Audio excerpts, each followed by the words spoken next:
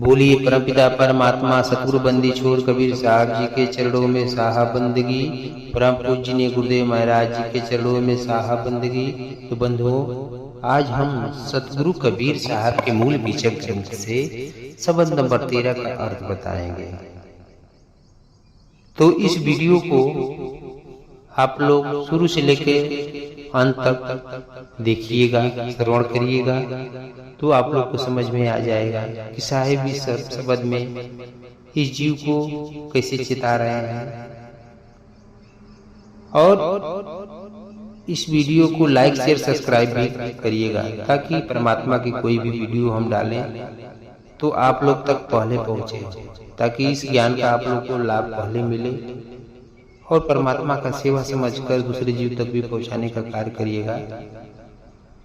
तो बंधुओं, चलिए हम आगे अब बताते हैं शब्द नंबर 13 का कि साहिब इस शब्द में क्या बोल रहे हैं, क्या बता रहे हैं, क्या संदेश दे रहे हैं, कैसे जीव को चिता रहे हैं।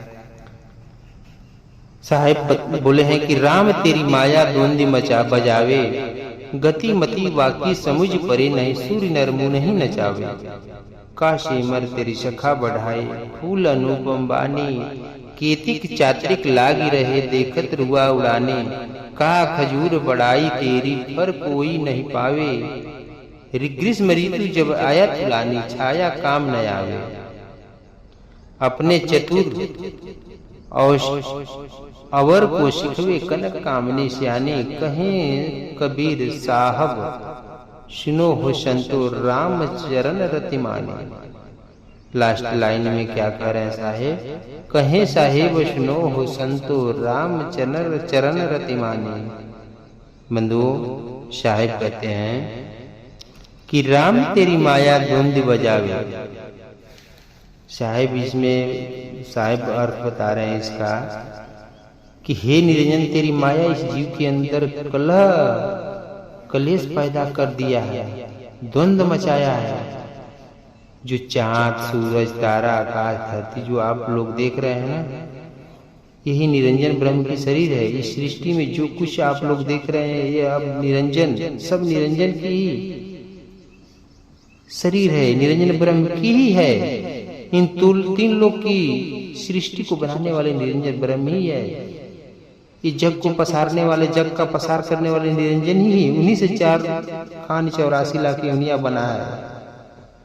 और यही 4 खान 84 लाख योनियां बना करके सभी जीवों को दुख दे रहे हैं, इसी में फंसा दिए। उसी को साहिब कह रहे कि राम तेरी माया द्वंद्व बजा, ये धूम मचाई हुई है। हे निरंजन, तेरी माया कितनी धूम मचाई हुई है, द्वंद्व पैदा की हुई है। फिर साहब आगे बोले हैं, गति मति वाकी समुझ परे नहीं, सूर्य नर मुँह नहीं नचावे। बंधुओं, साहब दूसरी लाइन में कह रहे हैं कि गति मति वाकी समझ परे नहीं, सूर्य नर मुँह नहीं नचावे। जैसे साहब कह रहे हैं कि निरंजन ब्रह्म की गति को कोई समझ नहीं पा रहा है, यह सूर्य नर मुनि सभी को नचा रही है। इसकी गति और मति किसी को समझ में नहीं आ रहा है। यही निरंजन ब्रह्म ही सृष्टि बना करके सभी जीवों को फंसाया है, और जीव इसी की भक्ति में संसार के लोग पड़े हुए हैं, भूले हुए हैं। कोई सृष्टि करता निरंजन की ही भक्ति करता है, तो कोई उसमें पैदा हुए आद्या गायत्री ब्रह्मा विष्णु महेश, कुछ लोग देवी देवताओं राम कृष्ण हनुमान जो उनके वंशज हैं, उनकी भक्ति में ये जीव फंसा हुआ है, लगा हुआ है, रमा हुआ है।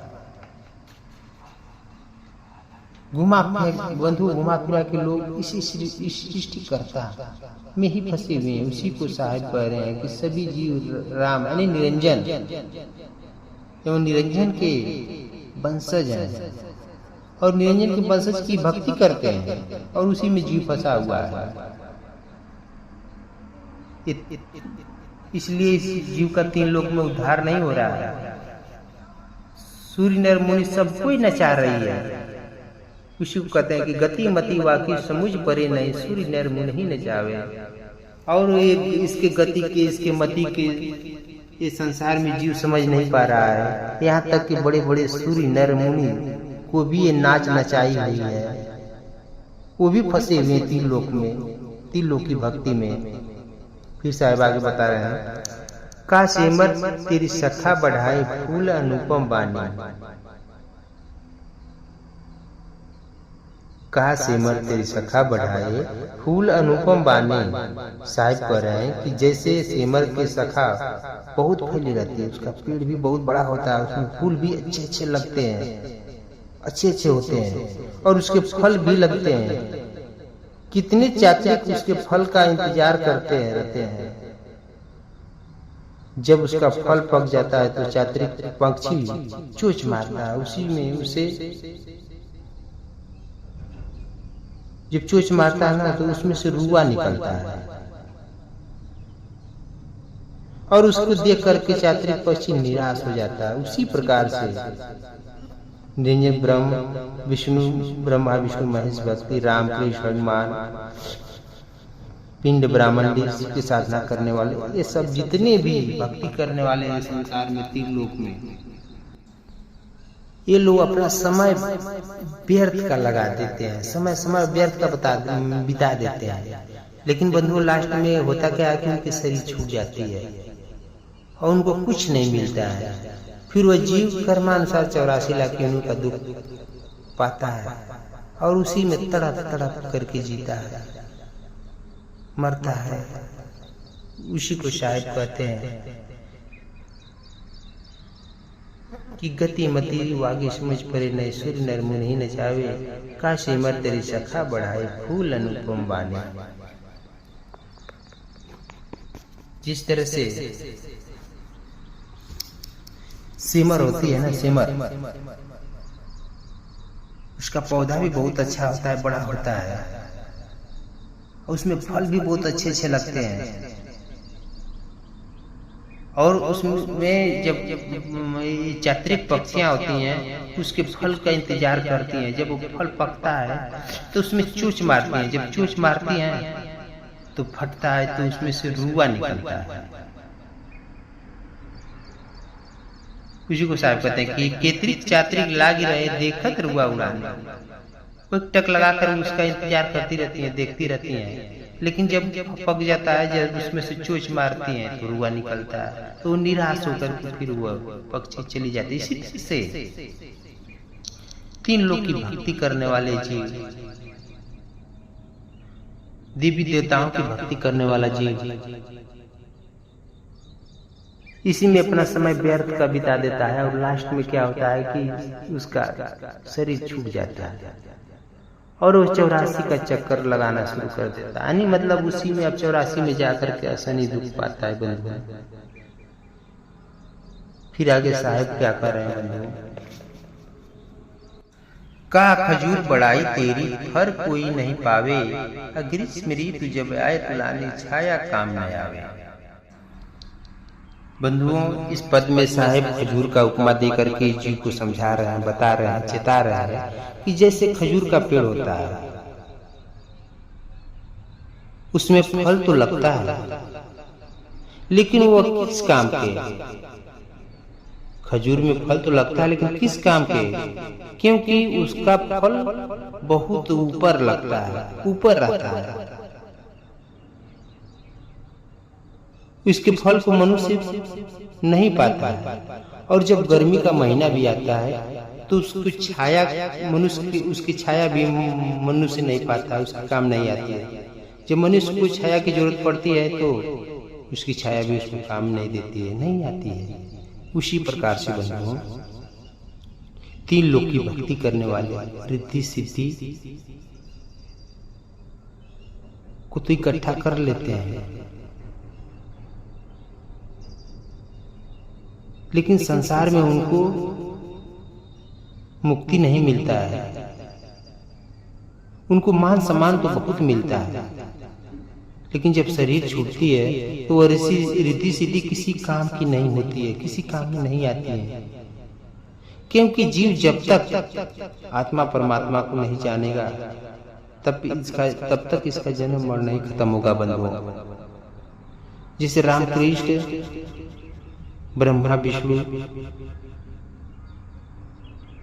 उनको बड़ा जान करके जीव उसके विचार उसमें रह करके भक्ति करता है, लेकिन जब शरीर छूटते हैं तो उसे जीव को कुछ नहीं मिलता है। जिस तरह से गर्मी आने पर खजूर की छाया काम नहीं आती है बंधुओं, उसी प्रकार से इनको जो पूजता है, जो इनकी भक्ति करता है, उस मनुष्य को कोई लाभ नहीं होता है। उसी प्रकार से जो जीव ब्रह्मा विष्णु महेश की भक्ति करता है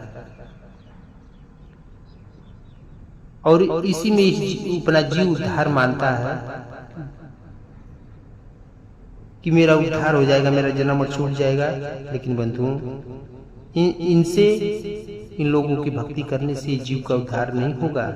जब तक जीव सतगुरु कबीर साहब के विचार से, उनके वाणी से, उनके बताए हुए रास्ते पर, उनके बताए हुए मार्ग पर अगर नहीं चलेगा तो भक्ति भजन नहीं करेगा, उनकी सच्ची साधना नहीं करेगा, तब तक उस जीव को कभी लाभ मिलने वाला नहीं है, न कभी कोई लाभ मिलेगा। इसी को साहब कह रहे हैं कि का खजूर बढ़ाई तेरी फर कोई नहीं पावे, ग्रीष्म ऋतु जब आए तुलानी छाया काम ना आवे। खजूर का पेड़ बड़ा तो होता है, लेकिन उसका फल भी कोई काम नहीं आता है, क्योंकि फल बड़ा ऊपर लगता है। और जब गर्मी आती है, जब गर्मी मतलब जैसे गर्मी का मौसम आता है, तो उसका पेड़ भी बड़ा लंबा होता है और उसके जब इस जीव की छाया की जरूरत पड़ती है, ठंडक की जरूरत पड़ती है, तो उसकी छाया भी काम नहीं आती है। इसी को बात साहब बोले हैं। इसी पर साहब इस संसार 3 लोक पर दर्शाए हैं कि का खजूर बढ़ाई तेरी फर कोई नहीं आवे, ग्रीष्म ऋतु जब आए तुलानी छाया काम नहीं है। पता है कि 3 लोक की भक्ति करने वाले, ब्रह्मा विष्णु महेश की भक्ति करने वाले, राम कृष्ण हनुमान की भक्ति करने वाले रिद्धि सिद्धि तो पा लेगा, लेकिन लास्ट में जब इसकी शरीर छूटेगी तो कोई काम आएगी नहीं, फिर 84 में जाएगा और असनी दुख पाएगा। फिर साहेब आगे बोल रहे हैं बंधुओं कि अपने चतुर अवर को सिखवे कनक कामनी सियानी, कहीं कबीर साहब सुनो हो संतो राम चरण रतिमानी। साहेब देखिए लास्ट में कितनी अच्छी बात बता रहे हैं, समझा रहे हैं जीव को, सही मार्ग पर ला रहे हैं कि हे जीव तू होश में हो जा, सही मार्ग पर आ जा। साहेब आगे बता रहे हैं कि कनक कामनी का संग्रह करने वाला व्यक्ति अपने को चतुर समझता है, अपने को बहुत चालाक समझता है और दूसरों को भी उसे चतुराई का ज्ञान देता है, सलाह देता है, और लेकिन यह नहीं जानता है कि हमारी गति क्या होगी। इस कनक कामनी के चक्कर में अनमोल मनुष्य शरीर छूट जाती है और मनुष्य 84 लाख योनियों का दुख पाता है।